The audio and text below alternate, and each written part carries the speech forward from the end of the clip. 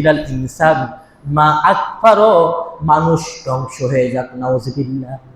কেন বলেন জানেন? আল্লাহ বলেন এরপরে মা আকফারো, সে অনেক অকৃতজ্ঞ, সে অনেক কি, সে কি অনেক অকৃতজ্ঞ। আল্লাহ বলেন যে বান্দা আমি তোদেরকে এত কিছু দিলাম, আমি তোকে ঘুম দান করলাম, আমি তোকে রাত দিলাম, আমি তোমাকে দিন দিলাম, আমি তোমার জন্য আকাশ বানাইলাম, আমি তোমার জন্য জমিন বানাইলাম, আমি তোমার জন্য চন্দ্র বানাইলাম, আমি তোমার জন্য সূর্য বানাইলাম।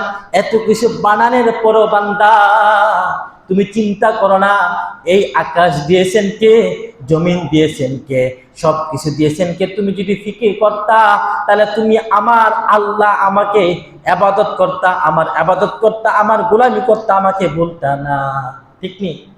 আমার বলতে না। আল্লাহ বলেন যে এত কিছু নিয়ামত দেওয়ার পরেও এরপরে ওই বান্দা, আল্লাহ তাকে বলেন কুতিলাল ইনসানু, মানুষ ধ্বংস হয়ে যাক, নাউযুবিল্লাহ।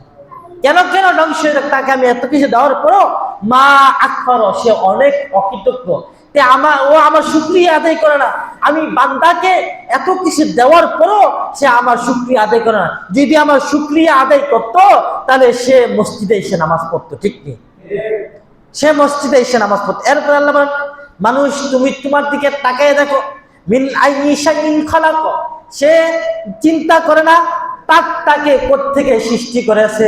এরপর আল্লাহ তাআলা বলেন মিন নুতফাতি, তোমাকে সামান্য নুতফা বীর্য থেকে তোমাকে সৃষ্টি করা হয়েছে।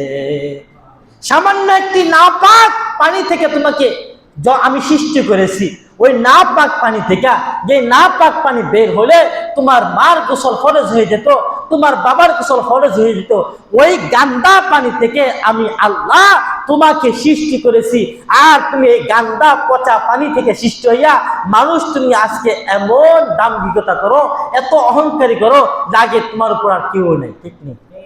আল্লাহ বলেন মিন নুতফা, তোমাকে নুতফা থেকে সৃষ্টি করা হয়েছে, খলাকাহু, তাকে সৃষ্টি করেছে, ফাকদ্দারাহু, অতঃপর আমি আল্লাহ তোমাকে নুতফা থেকে সৃষ্টি কইরা, আমি আল্লাহ তোমাকে গান্দা পচা পানি থেকে তোমাকে সৃষ্টি কইরা আমি আল্লাহ তোমাকে সুপরিচিত করেছি।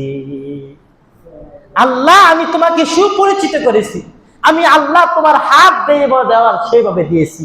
আমি আল্লাহ তোমার কান যেভাবে দেওয়া দরকার আমি সেইভাবে দিয়েছি। আমি আল্লাহ তোমার চোখ যেভাবে দেওয়া দরকার আমি সেভাবে দিয়েছি।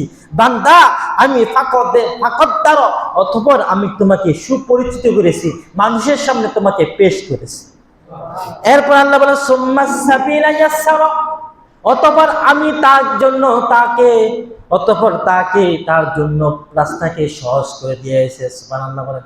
আল্লাহ তাআলা আমাকে আপনার জন্য জান্নাতের রাস্তা সহজ করে দিয়েছেন। বান্দা যদি নেক আমল করে, বান্দা যদি নবীর তরিকা মতো চলে, বান্দা যদি আল্লাহ তাআলার হুকুম মানে, তাহলে ওই সোজা রাস্তাটা দিয়ে ওই ব্যক্তি জান্নাতের মধ্যে ঢুকে যাবে। এরপরে আল্লাহ এর ব্যাখ্যা আরেকটা হলো, বান্দা আমি তোমার জন্য তোমার মার, যখন তুমি নাকি গর্ভ ধারণ করো, তোমার মার যখন ওই রাস্তা দিয়ে, যে রাস্তা দিয়ে তুমি বের হও, ওই রাস্তাটা একেবারে ছোট, যখন তোমার প্রসবের সময় হয় আল্লাহ তাআলা ওই রাস্তাকে প্রশস্ত করে দেয়। এটার দিকে তাকিয়ে দেখো, তুমি একবারে রাস্তা, ছোট রাস্তা, যেখান থেকে তুমি পয়দা হও আসো, ওই রাস্তাটা একবারে ছোট রাস্তা। যখন তোমার জন্ম শুরু হয়, যখন তোমার মার প্রসবের বেদনা শুরু হয়, তখন আমি আল্লাহ ওই রাস্তাকে প্রশস্ত করে দিই।